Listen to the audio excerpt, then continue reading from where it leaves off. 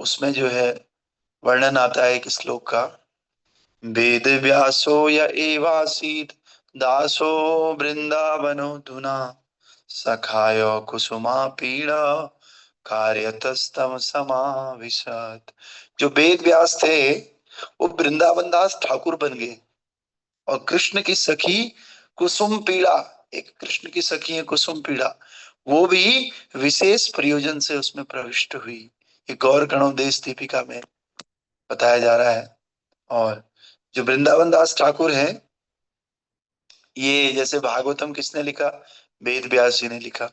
उसी प्रकार से चैतन्य भागवतम, जिसमें चैतन्य महाप्रभु का वर्णन है, भागवतम में श्री कृष्ण का वर्णन है, और चैतन्य भागवत में चैतन्य महाप्रभु का वर्णन। तो भागवतम वेद व्यास जी ने लिखी, और चैतन्य महाप्रभु का जो ये चैतन्य भागवत है, ये वृंदावन दास ठाकुर ने लिखा। इसलिए इनको वेद व्यास जी की उपाधि दी जा रही। तो वृंदावन दास ठाकुर कौन है? तो वृंदावन दास ठाकुर जो है, ये नारायणी के पुत्र है। अब नारायणी कौन थे?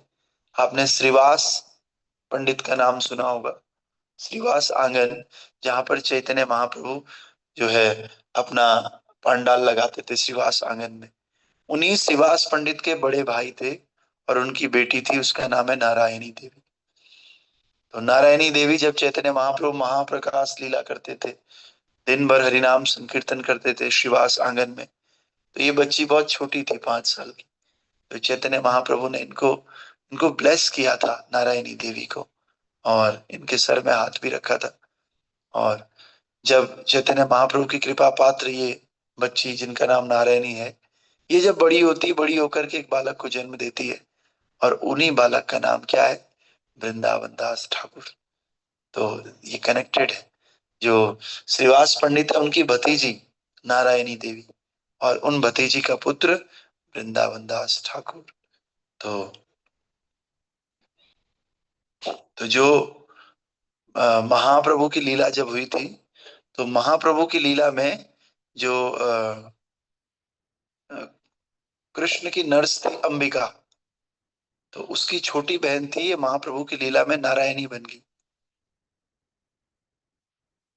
आपने सुना होगा किलिम्बिका।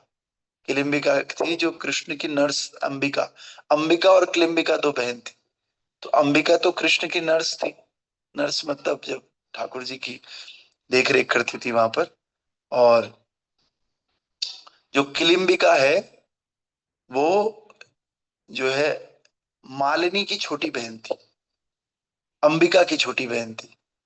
तो वही जो है महाप्रभु की लीला में नारायणी बन गई। तो नारायणी वो इसलिए बनी भैया।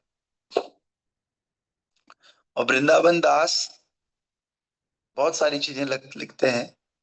ऐसा कहा जाता है कि नित्यानंद प्रभु के आशीर्वाद के कारण ये जो है वृंदावन दास ठाकुर उनके दीक्षित शिष्य बन गए, और ये नित्यानंद के आशीर्वाद के पात्र हैं, और ये चैतन्य लीलाओं के मूल व्यास हैं। तो जो कृष्णदास कविराज गोस्वामी हैं, इन्होंने भी चैतन्य चरितामृत में इनकी काफी प्रशंसा की है। उन्होंने लिखा कि चैतन्य चरितामृत के रचयिता जो कृष्णदास कविराज गोस्वामी हैं, वो निम्नलिखित बात लिखते हैं। क्या लिखते हैं?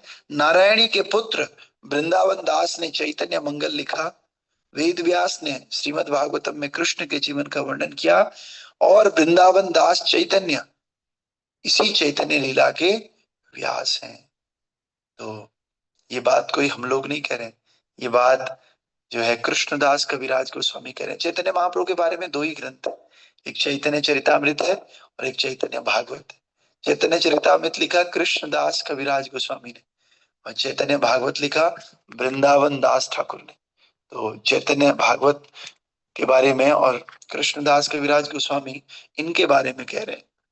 क्या कह रहे हैं? कि भैया ये तो व्यास देव की के समान है। जैसे व्यास देव ने भागवतम लिखा, वैसे इन्होंने चैतन्य भागवतम लिखा। तो बहुत लीलाएं हैं, बहुत पास टाइम्स हैं इनके। किस प्रकार से ये चैतन्य भागवतम लिखते हैं, किस प्रकार से इनका जीवन है, तो इस सब के लिए समय चाहिए। कोशिश करेंगे शाम को ये सब बताने का। तो फिलहाल के लिए श्री श्री वृंदावन दास ठाकुर अपीयरेंस महा महोत्सव की जय। श्री श्री भागवत महापुराण की जय। निताय गौर प्रेमानंदे। हरि हरि बोल। तो अभी हम